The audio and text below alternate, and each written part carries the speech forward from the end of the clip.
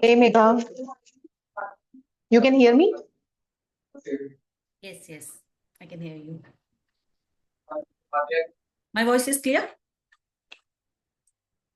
Good. Hello everyone, नमस्ते। मैं मेघा मेहरोत्रा, आपकी पेरेंटिंग कोच, आप सभी का स्वागत करती हूँ इस अमेजिंग से सेशन में। सबसे पहले आप सबका थैंक यू करना चाहूंगी कि आपने अपनी बिजी लाइफ में से टाइम निकालकर इस सेशन को ज्वाइन करने का डिसाइड किया। तो welcome everyone.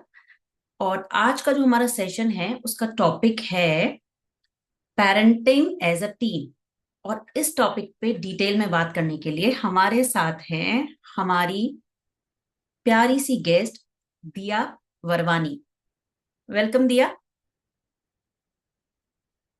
Hey Megha, thank you so much. तो दिया जो हैं वो एक रिलेशनशिप कोच हैं और जिन्होंने बीते कुछ सालों में बहुत सारे पेरेंट्स की, करीब 2000 से ज्यादा पेरेंट्स की या कपल्स की हम कहें, मदद करी है अपने एक्सपीरियंस और एक्सपर्टीज के साथ।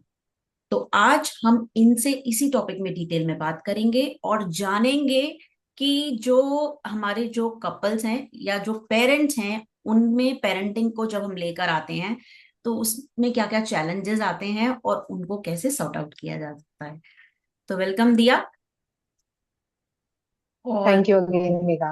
हमारी गेस्ट से आप कभी भी सवाल पूछ सकते हैं। अगर आपके कोई भी सवाल हैं तो आप अनम्यूट कर सकते हैं और सेशन के दौरान उन्हें पूछ सकते हैं और हमारी गेस्ट उसे एड्रेस करेंगी।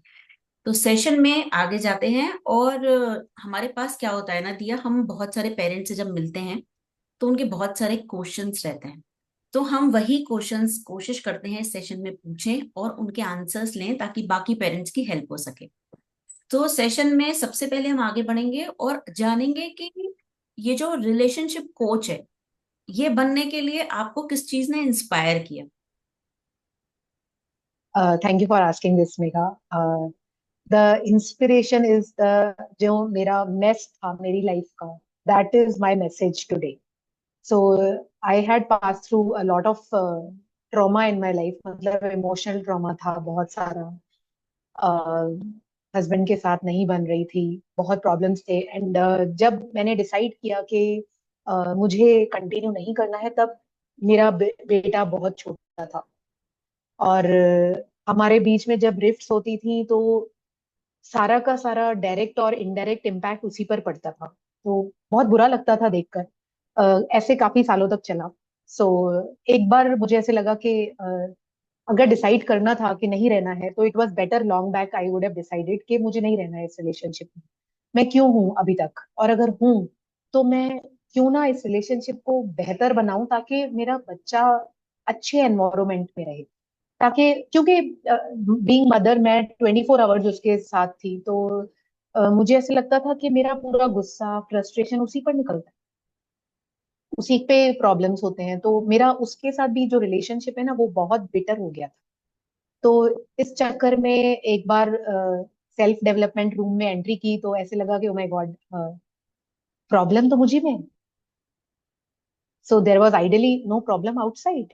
तो then I decided to work on myself because my child was more important for me than जो बिटरनेस थी मेरे रिलेशनशिप में। बस उसके बाद nothing, no looking back, started working on myself. And जब उस रिलेशनशिप को जो कि एज गुड एज डिवोर्स पे था उसको मैंने टर्न किया और अब उस रिलेशनशिप को डिवोर्स से डेट्स पर लेकर आई, तब मुझे समझ में आया कि मैं तो बहुत बहुत और लोगों की हेल्प कर सकती हूँ, तो क्यों नहीं। तो then I decided to become a coach, life coach. And then eventually मुझे लगा कि probably relationship is something which is literally my heart. So let me help people in relationship. So since last 3 years I'm helping people in their relationship with their, not only with their partners but with their teams also.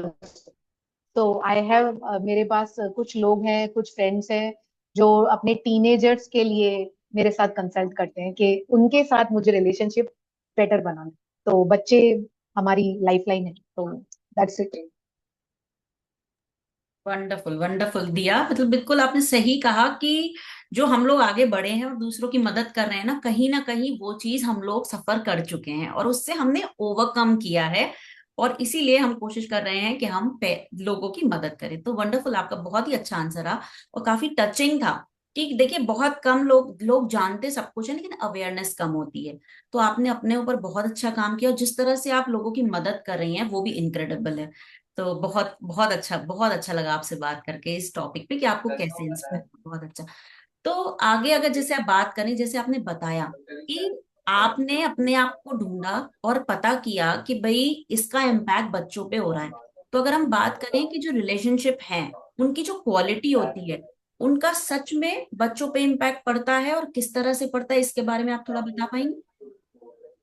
सी, जब, जैसे मैंने बताया कि because मेरी partner के साथ नहीं बन रही थी तो मैं बहुत बिटर हो गई थी। तो अगर आप रिफ्लेक्ट करेंगे अपने रिलेशनशिप में, तो जब आपका पार्टनर के साथ झगड़ा होता है, मिसअंडरस्टैंडिंग होती है, ऑटोमेटिकली आप अपने बच्चे को भी उनका रिफ्लेक्शन देखते। तो आपको ऐसे फील होना स्टार्ट हो जाता है, मुझे ऐसे फील होता था कि यार he is the same person, like he उसी का बेटा है। तो वो एक ट्रिगर बार बार माइंड में होता था कि why am I doing even for him. तो ये जो बिटरनेस होती है पार्टनर्स के बीच में, स्पाउस के बीच में, ये वो एक फीलिंग क्रिएट कर लेती है कि जब जब मुझे सामने वाला मुझ में इंटरेस्टेड नहीं है तो why should I put efforts to the relationship, जो भी उसकी तरफ से आया है। तो ये सिर्फ बच्चों की बात नहीं, हम अपने इन लॉज से भी तोड़ देते हैं। हम अपने अपने फ्रेंड सर्कल में दूर हो जाते हैं क्योंकि हमारा पार्टनर के साथ मैचअप नहीं हो रहा है। तो अगर आप पूछें तो सिर्फ बच्चों पे नहीं, बहुत सारे रिलेशनशिप्स पे इम्पैक्ट पड़ता है, कॉर्पोरेट में इम्पैक्ट पड़ता है। मेरे पास बहुत सारे क्लाइंट्स आते हैं जो कहते हैं कि मेरा कॉर्पोरेट रिलेशनशिप, मतलब मेरे जो बॉस के साथ है, कलीग्स के साथ है, वो अच्छा नहीं चल रहा है। तो I want to build that. But the fact when हम अंदर जाते हैं तो पता चलता है only partner was the reason, बाहर तो कुछ है ही नहीं। जो सबसे इम्पोर्टेंट हमारा रिलेशनशिप है हमारे पार्टनर के साथ, अगर वो बिगड़ जाता है तो ऑटोमेटिकली हमारे सारे लाइफ के जो भी एरियाज है वहां पर इम्पैक्ट होता है। True true, well said. बिल्कुल, ये तो जरूरी ही है कि मतलब वही एक रिलेशनशिप अगर खराब हुआ तो आसपास एनवायरनमेंट में आने वाले जितना भी आपके क्लोज हैं उन पर इम्पैक्ट पड़ता है। तो इसमें ये है कि जैसे आप बता रही हैं इम्पैक्ट पड़ता है, तो कुछ ऐसे तरीके हैं जिससे कि ये जो रिलेशनशिप के कॉन्फ्लिक्ट्स हैं, स्पेशली बच्चों को उनसे बचाया जा सके। बिल्कुल, बहुत सारे ऐसे कुछ चीजें शेयर हैं। करेंगी? हाँ, सो सी, इट्स वेरी इंपॉर्टेंट। पहले तो आप अपने अपने रिलेशनशिप को आप समझे, अपने पार्टनर के साथ जो आपका रिलेशनशिप है उसको समझे, अपने आप को समझे। क्योंकि जब आप एक दूसरे को समझने लगते हैं ना, तो आपको पता है कहाँ पर मुझे ट्रिगर होगा, कहाँ पर उसे ट्रिगर होगा। तो जैसे ही ट्रिगर आता है हम अपने आप को डाउन करते हैं। क्योंकि हमें पता है हमारा बच्चा सुन रहा है। कितने ही आप लोग ऑनलाइन, टीवी में, हर जगह पर सुनते हैं। आप पेरेंटिंग कोच है, आप तो सलाह देती ही होंगी ये कि जब झगड़ा होता है तो बच्चों के सामने नहीं। तो सबसे बेस्ट है जब आप लोगों को, आपको समझ आएगा कि हम दोनों के बीच में आर्ग्यूमेंट होने वाले हैं, और आपका काम है, जैसे आपको समझ में आए, आप दोनों में से एक का काम है उसको वहीं पर स्टॉप कर कर उसको पोस्टपोन करना। तो जब पहले मैं भी नहीं सोचती थी, मेरा झगड़ा होता था तो बच्चे के सामने ही हो जाता था। पर जैसे जैसे सेल्फ डेवलपमेंट में आई मैं, तो मुझे समझ आया कि जब प्रॉब्लम क्रिएट होना स्टार्ट होती है, मुझे समझ आ जाता है कि अब ये आर्ग्यूमेंट में बदलने वाला है। और फिर मैं रोकती हूँ, मैं उनके साथ बात करती हूँ कि क्या हम थोड़ी देर के बाद डिस्कस कर सकते हैं। और उस थोड़ी देर में टाइम लेती हूँ ताकि मैं अपने बच्चे को इस एनवायरमेंट से दूर रख सकूं, या फिर जब वो घर में नहीं है तब उस बात को निकाला जाए। इससे सॉरी, इससे एक और फायदा होता है। अगर आप आर्ग्यूमेंट में एंट्री करने वाले हैं और थोड़ी देर की गैप ले लेते हैं, तो आपका जो वाइब्रेशनल फ्रीक्वेंसी है वो लो, मतलब नॉट लो, हाई हो जाती है। दैट मीन्स हम एंगर को छोड़कर काम डाउन होने लगते हैं। दैट्स द बेस्ट पार्ट, अगर आप समझते हो ये। तो ये एक ब्यूटीफुल टेक्निक है कि आप अपने आप को उस time, one of the partner, जरूरी नहीं है दोनों सेम माइंडसेट में हो उस टाइम, बट वन पार्टनर, अगर आप सुन रहे हैं तो आप समझिए और आप इस कन्वर्जेशन को थोड़ा पोस्ट कर दीजिए कि हम कल सुबह बात करेंगे, थोड़ी देर के बाद बात करेंगे। And next is like, as you have the topic, team, team होकर काम करना।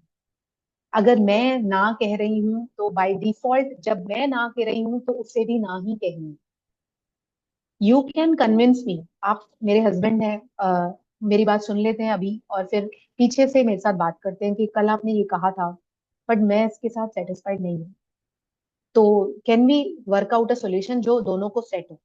तो हम वर्कआउट करते हैं। अब जब मैं नेक्स्ट टाइम बात करती हूँ अपने बच्चे से तो मैं मेरे हस्बैंड की बात पुट करती हूँ, लेकिन इस तरीके से ताकि उसको ऐसा भी ना लगे कि मम्मा ने जो बोला वो रॉन्ग था और अब ये राइट है। नो, मतलब हम टीम होके बात करते हैं। जब हम बात करते हैं बच्चों के साथ, ममा डैडा नहीं, it is one team, like we both decide. So मुझसे अगर आप पूछेंगे तो जब भी मेरा बेटा कुछ भी, he is teenager, he is 15 years old, वो जब भी मुझसे कोई बात पूछता है, किसी चीज की परमिशन मांगता है, तो मेरा सिंपल आंसर होता है हाँ ना नहीं, कि डैडा के साथ बात करके बता दो, because I don't want that rift between both of us.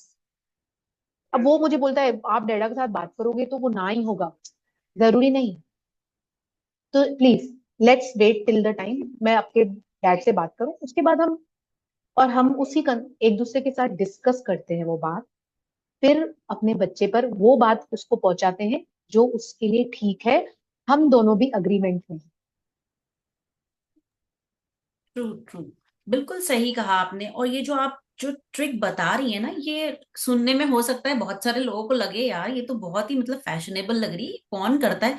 लेकिन जब आप उस माइंडसेट से काम करते हैं ना, तो ये चीजें काम करती हैं। आपने जो बताया Yes. बिल्कुल ये तरीके काम करते हैं, मैंने भी नोटिस किया है। तो ये तरीके डेफिनेटली काम करते हैं। और अगर हम पेरेंट हैं, देखिए कपल, एक सिंगल कपल मतलब एक कपल जिनके पास बच्चे नहीं है वो एक अलग सिनेरियो होता है। लेकिन अगर आप पेरेंट हैं तो आपको और ज्यादा कॉन्शियस रहने की जरूरत है, जैसा आपने बताया। बिल्कुल सही तरीका है, क्योंकि आपस के रिलेशनशिप को भी बैलेंस करना है और बच्चे के साथ भी रिलेशनशिप बैलेंस करना है। तो बहुत बहुत अच्छे से आपने इस चीज को समझाया। और एक बात और पूछनी थी कि जैसे ये तो आपस की बात होगी, बहुत सारी फैमिलीज ऐसी हैं जो जॉइंट फैमिली में रहती हैं। तो जॉइंट फैमिली में जो रिलेशनशिप है पेरेंट्स का, उसमें कॉन्फ्लिक्ट्स ना हो और बच्चों को भी अच्छे से करें, तो इसके उनको नर्चर करें, तो इसके लिए कोई आप एडवाइस देना चाहेंगे?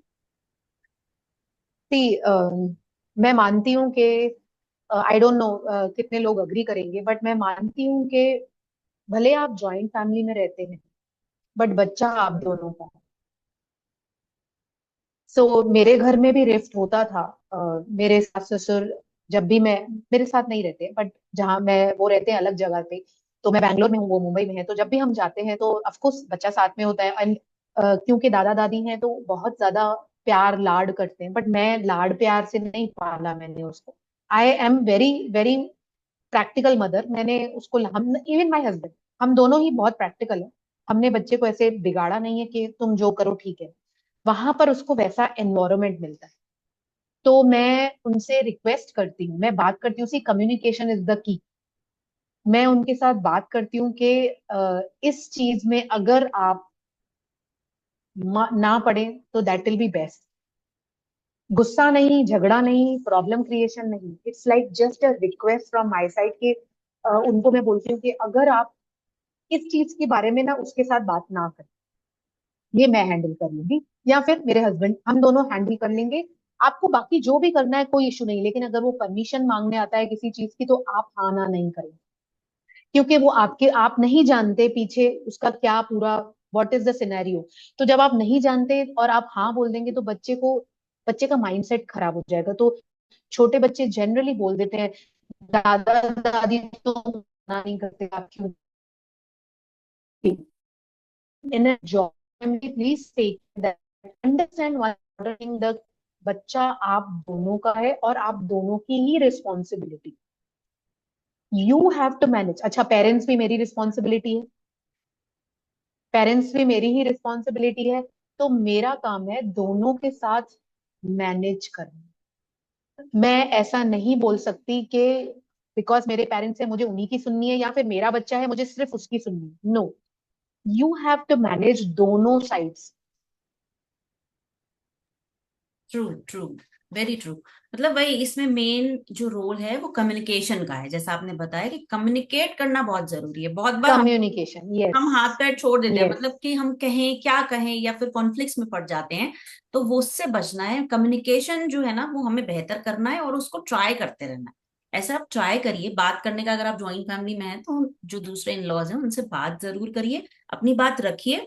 और आप अच्छे से और प्यार से रखेंगे तो हर बंदा समझता है। और अगर ट्राई नहीं करेंगे तो फिर वो बढ़ती जाती है चीजें। तो बेस्ट है कि आप उसको या कम्युनिकेशन की तरफ सी जरूर ले जाए। मेघा, आई वांट टू या एड इट अप के देखो हम ना, जब हम कम्युनिकेट करते हैं, पहला बैरियर तो हमारा ही होता है। ट्रू। कि एज अ पेरेंट मैं सोचती हूँ भाई मेरे माँ बाप हैं, समझेंगे क्या, बड़े हो गए हैं, लाइक एजेड हैं, तो शायद नहीं समझेंगे। इसलिए मैं क्या करती हूँ, बच्चे को कंट्रोल करने की कोशिश करती हूँ। बट मुझे अपना ब्लॉकेज निकालना है कि अगर मैं अच्छे से बात करूंगी तो वो समझेंगे। ऐसा नहीं है कि कोई समझना नहीं चाहता, द फैक्ट इज हमें समझाना नहीं आता। हमारी कम्युनिकेशन स्किल इतनी अच्छी नहीं है हमारे रिलेशनशिप में। हम बार बार कॉन्फ्लिक्ट को दबाना पसंद करते हैं, उसको खोल के सॉल्व करना पसंद नहीं करते। चाहे वो बच्चों की तरफ हो या पेरेंट्स की तरफ, दोनों तरफ हम ऐसा ही करते हैं। Please open up your self कि आप ढंग से सबके साथ कम्युनिकेट करें। True, very true.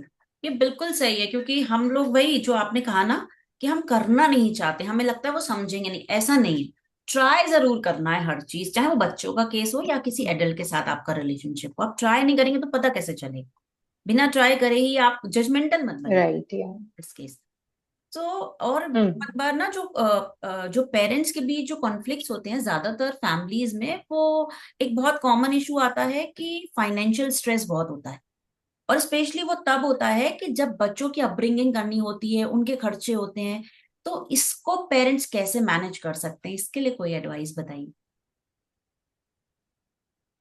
सी जब हम जब हमें कुछ बचपन में नहीं मिलता तो जनरली सारे पेरेंट्स सोचते हैं कि मैं अपने बच्चे को सब कुछ देना चाहता हूँ। But the fact is what is your value system. तो जब आप फाइनेंशियल सोचते हैं तो आपको सोचना चाहिए कि मुझे उसको वो चीज देनी है जो कभी खत्म नहीं हो सकती, जो कभी निग्लेक्ट नहीं हो सकती, जो कभी आपकी लाइफ से जा नहीं सकती। That is your value system, कि मैं उसमें वैल्यूज क्या डालना चाहता हूँ। तो अगर आप बचपन से बच्चे को ये समझाएंगे, सी मैं बिल्कुल वेल टू डू थी जब मेरा बेटा हुआ, ऐसा नहीं था कि मुझे कोई प्रॉब्लम था। बट मैंने बचपन से उसको ये समझाया कि बेटा this is not worth it, it is not worth it. मतलब इसका भले 100 रुपए का है बट ये वर्थ नहीं है उसका 100 रुपए का, तो तुम जो कुछ और बताओ वो ले लो। बट मुझे नहीं दिखाई देता है कि मैं, उसको मैंने समझाया ये कि गॉज करो कि वैल्यू कितनी है इस चीज की। और बुक्स वो खरीदता है तो मैं बिल्कुल नहीं देखती क्या प्राइस है, क्योंकि books it has a lot of value. तो वो बोलता है मम्मा मुझे ये बुक चाहिए, 800 रुपए का बुक, 1000 रुपए का बुक, बुक ले लो। If it is like something is so important to read about it, please take the book. And उसके पास अभी पूरा एक, oh I am so sorry, okay, it's okay, no issues. Power. So I so I am actually Megha, as I told you, मेरा power breakout अभी भी चल रहा है ओ, तो मैं बाहर आई हूँ। ओके तो ओके। यस, या तो नो इंटरनेट तो नहीं गया प्रॉब्लम। यहाँ पर भी, पता नहीं क्यों लाइट चली गई, स्टारबक्स में बैठी हूँ मैं, बट हाँ। I don't know. ओके, सो या, सो द थैंक गॉड, या सो द वैल्यू सिस्टम, जब आप बच्चे में बचपन से आप समझते हैं कि जरूरी नहीं है कि जो मुझे मेरे पास पैसे हैं, ऐसे धूमधाम से हम कर लेते हैं। भाई उसको आईपैड लेके दो, आईफोन लेके दो, ये लेके दो, जो कि एनवायरमेंट है। और बच्चा भी गलत नहीं होता है जब वो मांगता है, तो एनवायरमेंट है। But we have as parents together as a team make him understand, him और her, that this is not for you, this is not what you will want it. अभी ऐसे लग रहा है कि मुझे चाहिए, बट ये हमारी जिम्मेदारी है उसे समझाना कि इट्स नॉट अबाउट चाहिए, it's about do you really require it, do you really need it, आपको सच में चाहिए, क्या उसकी जरूरत है। जब हम बचपन से उसमें डालेंगे तो ये उसको समझ में आएगा। नहीं तो नहीं समझ आ रही, नहीं तो बच्चे बेचारे स्कूल में। और प्लीज ऑल द पेरेंट्स, बच्चों की गलती नहीं है। जो बाहर एनवायरनमेंट चल रहा है आप जानते भी नहीं आपका बच्चा कितना प्रेशर में है। हम समझते ही नहीं है वो बाहर क्या देखकर आता है। अगेन ओके, वो बाहर क्या देखकर आता है और उसे उसे किस तरह से उस चीज को हैंडल करना पड़ता है। उसके लिए बहुत डिफिकल्ट हो जाता है जब उसके पीयर ग्रुप में बहुत महंगी चीजें डिस्प्ले होती हैं। जरूरी है कि आप अपने बच्चे में वो थॉट प्रोसेस डालें कि वो चीज देखकर वो ललायत ना हो कि भाई मुझे चाहिए, अभी अभी आई वांट इट। उसको समझ में आना चाहिए ये मेरे लिए नहीं है, ये मुझे नहीं चाहिए, this is all show off. तो जब उसको समझ में आएगा तो वो अपने इमोशंस को मेंटेन कर पाएगा। लेकिन एज पेरेंट्स अगर हम डांटते रहेंगे, अगर हम अपनी फाइनेंशियल सिचुएशन को डिफरेंटली दिखाएंगे बच्चों के सामने, तो ये राइट नहीं है। तो मैं अपने बच्चे को बोलती हूँ कि of course he is 15, iPhone मांगा उसने भी। ही सेड मुझे भी आईफोन चाहिए, मेरे फ्रेंड्स के पास है। मैंने कहा फोन से काम चलता है ना, आईफोन से क्या करेगा? फोटोज खींचूंगा तो अब तो तेरे पास टाइम ही नहीं है फोटो खींचने का, तो कैसे खींचेगा फोटो? टाइम भी तो होना, 10th स्टैंडर्ड में है वो, टाइम भी तो होना चाहिए तेरे पास। तो बोला हाँ ये सही है, तो मैं 10th के बाद दे दूं? हाँ ठीक है, done. I asked him right questions, I counter that with the right answer. दे दूंगी, कोई इशू थोड़ी है, पैसे तो है ना मेरे पास। पैसे नहीं है नहीं बोल सकते। बहुत सारे पेरेंट्स ये गलती करते हैं, बच्चों को पूरी इंफॉर्मेशन नहीं देते और बोलते हैं कि बेटा नहीं है या नहीं। सच बोलिए। और वो मुझसे बोलता है मैं स्टारबक्स में बैठी हूँ, मैंने आपको अभी अभी बताया, 400 रुपए की कॉफी पी उसने। इट्स ओके, पी ले, खाने की चीजें पीने की चीजें ले ले। बट अभी अभी बोलेगा आईपैड चाहिए, आईफोन चाहिए, तो भाई जब काम आएगा तो ले लेना, अब तो काम नहीं आता ना। बट आप कन्विंस होने चाहिए। अब ये मैं भी तो एज अ पेरेंट कन्विंस होनी चाहिए ना कि हाँ बच्चे के लिए ठीक नहीं है। ट्रू ट्रू, बिल्कुल ठीक बात है कि मतलब पेरेंट्स भी क्या होता है ना, कभी कभी जैसे आपने बताया बच्चे प्रेशर में रहते हैं क्योंकि बाहर बहुत कुछ है। इसी तरह से कभी कभी जाने अनजाने पेरेंट्स भी प्रेशर में आ जाते हैं कि मेरा बच्चा है, टोटली। या फर्स्ट चाइल्ड होता है तो बहुत ज्यादा ऑब्सेस हो जाते हैं ना कि भाई मेरा पहला बच्चा है, उसे सब चीज नई चाहिए, सब चीज अच्छा चाहिए। यस। तो आपकी ये बात बहुत अच्छी है, हमें देखना है कि वैल्यू किस चीज में ऐड हो रही है। बच्चों को सब कुछ दिलाएं, एंड ऑफ द डे सब कुछ आपके बच्चे का ही है, लेकिन वैल्यूज एग्जैक्टली। जो अर्ली एज में आप उसमें डाल देंगे वो उसको लॉन्ग लाइफ काम आएगी। लेकिन अगर अर्ली एज यस। में नहीं डाली तो सिर्फ वही होता है, क्योंकि एनवायरनमेंट वैसा है, लोग वैसे हैं, तो बच्चा डिस्ट्रैक्ट ज्यादा होता है।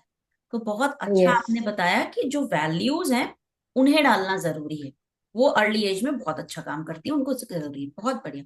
तो अब यहाँ पर बात करें, आप तो बता रही हैं कि वैल्यूज डालना चाहिए, तो यहाँ पर एक सवाल ये भी उठता है कि बहुत बार ऐसा देखा जाता है कि जो पेरेंट्स है ना, दोनों का जो पेरेंटिंग स्टाइल है वो एकदम डिफरेंट होता है ना, दो ऑफ पेरेंट्स कोर्स। दोनों का पेरेंटिंग स्टाइल डिफरेंट है। तो ऐसे में दोनों पेरेंट्स कैसे को पेरेंटिंग को इफेक्टिवली उसे अपना सकते हैं, उसका कोई सोल्यूशन बताइए। See, very very beautiful question Megha. Exactly what I face, मैंने फेस किया, सारे पेरेंट्स फेस करते हैं सारे। क्योंकि मेरा स्टाइल कंप्लीटली डिफरेंट है, उनका स्टाइल कंप्लीटली डिफरेंट है। बट ऐसी बहुत सारी चीजें हैं जो एक पेरेंटिंग में माँ हैंडल करती है, कुछ ऐसी चीजें जो बाप हैंडल करता है। ये दोनों डिफरेंस है। There are things which will be like you are pro at it, मैं एज अ मदर प्रो हूँ, और कुछ चीजों में ही as a father is pro. Divide करें अपनी रिस्पॉन्सिबिलिटी, कि अगर अगर घर की बात है, खाने की बात है, हेल्थ की बात है तो मैं टेक केयर करूंगी, पढ़ाई की बात है तो यू विल टेक केयर। ये मेरे हस्बैंड के साथ ये टाई अप है कि अगर एकेडमिक्स में पुश करना है तो आप करोगे, हेल्थ में पुश करना है तो मैं करूंगी। This is simple, you will automatically understand कि कुछ रिस्पॉन्स, कुछ चीजों में आपका बच्चा ना आपके हस्बैंड पे अलाइंड है, उसकी उनकी बात सुनता है। कुछ चीजों में ना वो आपकी तरफ देखता है। ये हम एज पेरेंट्स हमें पता होता है। और नहीं भी पता है, समझ में नहीं भी आता, तो भी एक दूसरे के साथ बात करें। अब मेरे घर में एंटरटेनमेंट की बात आती है, एंजॉयमेंट की बात आती है, I am the pro. He comes to me directly, mom can we go for the movie. He does not go to dad. And हम दोनों का इतना अच्छा अंडरस्टैंडिंग है कि मूवी के लिए मुझे भी नहीं पूछना उनसे. मैं उनको बस फोन करके बोलती हूँ मूवी पे चलेंगे कल, ये वाली मूवी, रमन इज सेइंग ये वाली movie, Raman is my son's name, Raman बोल रहा है ये वाली मूवी पे चलेंगे. He says, he doesn't ask me anything, he just tells me review देखे बस, खत्म. हाँ देखे, चलो.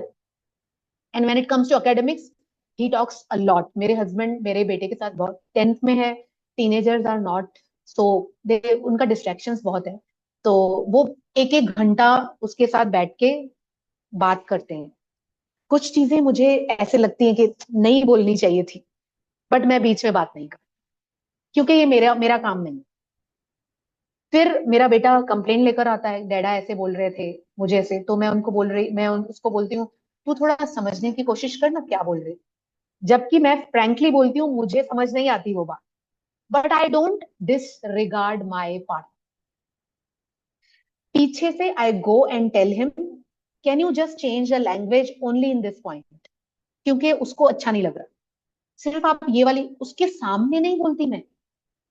हम दोनों में रिफ्ट नहीं चाहिए मुझे, और ना ही बच्चे के साथ उसके डैड का रिफ्ट चाहिए मुझे. So we both take care के एक दूसरे की रिस्पेक्ट बना के रखें. बहुत बहुत बड़ी बात आपने कही कि बच्चे के सामने ना दोनों पेरेंट्स की रिस्पेक्ट बनी रहनी चाहिए। और एक बहुत प्यारी बात आपने कही कि जो बाउंड्रीज जिसे हम बोल रहे हैं कि पेरेंट्स को अपनी बाउंड्रीज सेट कर लेनी चाहिए पेरेंटिंग में। राइट, यही है ना कि यस आपका यस. कितना है, आप हैंडल करेंगे, और वो तो फिर उसमें एक दूसरे को डिस्टर्ब भी नहीं करना चाहिए, बीच में टोकना भी नहीं चाहिए। बहुत अच्छे से आपने इस चीज को समझाया। आई होप कि हमारे जो यहाँ पे ऑडियंस है वो काफी कुछ अपने समझ पा रहे होंगे। और मैं रिक्वेस्ट करना चाहूंगी कि अगर किसी का कोई क्वेश्चन है, कोई कुछ पूछना चाहता है, तो जरूर पूछिए। आप अनम्यूट कर सकते हैं अपने आप को और हमारे गेस्ट से क्वेश्चन पूछ सकते हैं। किसी का कोई क्वेश्चन है, कोई कुछ पूछना चाहता है? एनीवन? आप मैसेज कर सकते हैं अगर नहीं पूछना चाह रहे हैं माइक ऑन करके। तो कोई भी मन में सवाल है तो जरूर पूछिए, क्योंकि ऐसे मौके देखिए बहुत कम आते हैं, और हो सकता है आपका जो एक क्वेश्चन है ना वो बाकी किसी ना किसी की हेल्प कर दे। तो अगर आपके मन में कोई सवाल है तो जरूर पूछिए। चैट बॉक्स में भी डाल सकते चैट हैं बॉक्स अगर में, आपको कोई एग्जैक्टली। सवाल है. यस यस, हाँ, हाँ। डालिए और अपनी क्लैरिटी लेकर जाइए. सी, एज अ पेरेंट मैं बोल सकती हूँ कि बच्चे हमारी लाइफलाइन, सब मान लेंगे. अगर आप मानते हैं तो please put yes in the chat box, अगर आप मानते हैं कि बच्चे हमारी लाइफलाइन है, चाहे 15 साल का हो या 35 साल का, हमारी lifeline. And it is so, thank you Shivali for putting it, it is so important that हम इस चीज को समझें कि एज पेरेंट्स मेरी रिस्पॉन्सिबिलिटीज बच्चे से दूर जाना नहीं, उसे अपने करीब लाना. और अगर मैं ये समझती हूँ तो मैं हमेशा रेडी रहूंगी कि किसी ना किसी तरीके से मैं इस रिलेशनशिप में समझूं, नॉट ओनली बच्चे को पर अपने आप को भी, कि मैं भी तो बहुत गलतियां करती हूँ ना. हम भी करते हैं, बाय द वे जो भी पेरेंट्स हैं हम बहुत गलतियां करते हैं. एज अ पेरेंट मैं ओपनली बोल रही हूँ, कन्फेस कर रही हूँ, हम बहुत गलतियां करते हैं. हम हमें खुद को नहीं मालूम जो हमारा एनवायरमेंट है वो हमारे बच्चे पे कैसे इम्पैक्ट करता है. तो अगर आपका बच्चा टीनेज में है और अगर आप बहुत परेशान है बच्चे से, तो रिमेम्बर आपसे ज्यादा वो परेशान है. और बिलीव मी, मैं सच बोल रही हूँ, आपसे ज्यादा वो परेशान है. मैं एक छोटी सी बात शेयर करना चाहूंगी. 2 साल पहले, जब कोविड टाइम चल रहा था, 2 ढाई साल पहले, तो मेरा बच्चा कंप्यूटर पे ही बैठा रहता था सारा टाइम. उसके डैड जैसे कि एकेडमिक्स में ही ओनली टॉक्स, तो वो उसको फोर्स कर रहे थे कि 2 घंटे कंटिन्यूस पढ़ाई पे बैठो. और मैं उसको बोल रही थी पीछे से, वो बहुत दुखी था, तो मैं उसको बोली डैडा जो बोल रहे हैं सुनो ना, क्यों ऐसे करते हो, 2 घंटे तो मांग रहे हो और कितना मांग रहे हैं. Then he told me, come mama come here, 1 minute इधर आओ. And in front of the computer and he told me, see the screen. So I saw the screen, 200 distractions. मैं 2 घंटे कैसे लगाऊं concentration. That was the last day I told him के 2 घंटे बैठो. मैं उसको बोलती हूँ अभी 45 मिनट्स बैठ, हाफ एन आवर बैठ, कंटिन्यूस बैठ जाए, हाफ एन आवर बैठ जा, उसके बाद तू 15 मिनट की ब्रेक ले, half an hour. This is a technique I tell children, teenagers, pomodoro technique बोलते हैं। 45 मिनट्स बैठो, 15 मिनट का ब्रेक लो, फिर 45 मिनट्स बैठो। ऐसे दिन में 2 घंटे नहीं, कम से कम 6 घंटे आप निकाल सकते हो इस तरीके से। मेरा बेटा पढ़ता है अब बैठकर, वो जब जब चाहता है तब ब्रेक लेता है, और उसको पता है कि मैं कितनी देर बैठ सकता हूँ, पर मैं उसको फोर्स नहीं कर सकती क्योंकि डिस्ट्रैक्शंस बहुत हैं। हमारे टाइम पे नहीं होते थे डिस्ट्रैक्शंस, ना टीवी ना मोबाइल, कुछ नहीं होता था, बिल्कुल कुछ बिल्कुल नहीं, तो बिल्कुल। हम बैठ जाते थे। सही बात है, बिल्कुल सही कहा आपने। वही चीज है क्योंकि जो समय बदल रहा है ना, तो हमें उस हिसाब से सोचना भी है। हमें अपना नजरिया बदलना है। हमें हर बहुत बार पेरेंट्स ना, देखिए, ऐसे भी कहते हैं, मैंने सुना है, हमारे टाइम में तो ऐसे नहीं था, हम तो अच्छे पढ़ लेते थे हमारे। तो यस। अरे भाई, आपका टाइम अलग था, आज का टाइम अलग है। और जो कोविड ने, जो जो साल कोविड में बीते, उसके बाद से तो लाइफ एकदम ही चेंज हो गई है। तो सबको अपना नजरिया भी बदलना पड़ेगा। Very true, very. एग्जैक्टली तो एग्जैक्ट बहुत एग्जैक्टली। बहुत अच्छे से दिया आपने, सभी चीजों का जवाब दिया। मतलब बहुत अच्छा लगा आपके साथ इस सेशन में। Thank you. कि मतलब थैंक बहुत यू। बार ऐसा होता है ना कि पेरेंट्स होते हैं, वो अपनी बातें पूछ नहीं पाते हैं। और अभी भी हमारे पास जितने पेरेंट्स हैं वो काफी संकोची हैं, हमें ये लगता है। लेकिन हमारी कोशिश रहती है कि हम इस तरह के सेशन उनके लिए लेके आए, ताकि कुछ ना कुछ तो उन्हें जरूर इससे मिले और उनकी लाइफ में चेंजेस आए। हमारी यही कोशिश रहती है। हाँ। तो आप जी जी सबने मेघा। इस सेशन को ज्वाइन किया है। किसी का कोई भी क्वेश्चन है तो आप पूछ सकते हैं। Diya, can you please share your what, क्या सोशल मीडिया हैंडल हेयर, और अपना phone should I share number. My number as well if you yes want? Yes. हाँ, अगर आप चैट में हाँ मैं, क्या देंगी। राइट। हाँ चैट में मैं अपना नंबर शेयर करती हूँ, आप मेरे साथ बात कर सकते हैं, क्वेश्चन पूछ सकते हैं, इट्स ओके। ग्रुप में भी डाल सकते हैं, मेगा का इतना अच्छा ग्रुप है, आप डालिए। और हाँ। Mega is better in parenting. मैं सिर्फ आपको आपके हस्बैंड के साथ मैनेज करना बता रही हूँ, मेगा तो आपको अपने बच्चों के साथ मैनेज करना बता सकती हैं। तो यस, प्लीज डालिए। सोशल मीडिया हैंडल भी मैं डाल देती हूँ, Diya Varwani is my Instagram handle. Hmm. you can just search for Diya Varwani, you will get it. तो आप इन्हें Second, फॉलो कर सकते हैं। कभी आपका कोई सवाल है तो आप इन्हें मैसेज कर सकते हैं, वो जरूर आपकी हेल्प करेंगी। और जो लोग हमारे साथ ग्रुप पे जुड़े हैं, आपको बाकी की दिया की सारी डिटेल, सोशल मीडिया हैंडल आपको वहां से जरूर मिलेगा। तो thank you so much everyone. और चैट बॉक्स में सपोर्ट करने के लिए और अपने ढेर सारे मैसेजेस देने के लिए थैंक यू सो मच। अगर आपको ये सेशन यूजफुल लगा तो एक बार जरूर ऑसम लिखकर हमें इस चैट बॉक्स में बताइए कि ये जो सेशन है आपको यूजफुल लगा। तो प्लीज टाइप करिए awesome in the chat box, ताकि हमें पता चले ये सेशन जो है वो कितना अच्छा था। Thank you so much everyone. Thank you दिया, आपने अपना समय निकाला और हमारे साथ जुड़ी। आज सुबह से ही आपके एरिया में पावर कट है, आपने बताया था, उसके बाद भी आपने हमारे सेशन को ज्वाइन किया। Thank you so much, I appreciate you. तो आप सभी का भी थैंक यू yeah. इस सेशन को ज्वाइन करने के लिए। Thank you everyone. और दिया, जाने से पहले आप कुछ कहना चाहेंगी? No, just मेरी इंस्टाग्राम का हैंडल पोस्ट नहीं हो रहा है, तो दिया वरवानी करके सर्च करेंगे, मिल जाएगा। I put my name properly. हाँ। तो जाने से पहले एक ही चीज के, अगर आप अपने पार्टनर के साथ रहना चाहते हैं, आपको लगता है कि नहीं मुझे यही कंटिन्यू करना है, तो अपने रिलेशनशिप को मैनेज कीजिए, क्योंकि उसका सारा इम्पैक्ट आपके बच्चे पर जाने वाला है। और अगर आपको ऐसे लगता है कि मैं इरिटेटेड हूँ, मुझे ये रिलेशनशिप नहीं चाहिए, तो भी उसको इवेल्युएट कीजिए। क्योंकि अगर आप मेरी तरह से सालों निकाल देंगे उसी पार्टनर के साथ जहां पर आपको अच्छा नहीं लग रहा है, आपको आप क्रिंज में हैं, आप बहुत डिफिकल्ट फील कर रहे हैं, तो उसका असर बहुत बुरी तरह से पड़ता है आपके बच्चे पे। वो इमोशनली वीक होने लगता है। मैंने ये गलती की, मैं चाहूंगी आप मत करें ये गलती। और अगर आपको लगता है किसी भी, एंड प्लीज, अगर आपके रिलेशनशिप में फाइट्स होती हैं तो इसका मतलब ये नहीं ये खत्म करना है। ट्रू। तो आप मुझ तक रीच कर सकते हैं, मैं आपको जिस तरह से हो सकेगा हेल्प करूंगी, बट अपने रिलेशनशिप को मैनेज कीजिए, ताकि आप अपने बच्चे के साथ जो आपका रिलेशनशिप है वो मैनेज कर पाए। नो मैनेज, उसको बहुत बेहतर बना। थैंक यू सो मच दिया आपके इस वंडरफुल मैसेज के लिए। तो thank you so much everyone इस सेशन को ज्वाइन करने के थैंक यू। लिए। Have a nice day. Bye bye, good night, bye. Bye. Thank you so much Megha for inviting me. हाँ, बाय। बाय।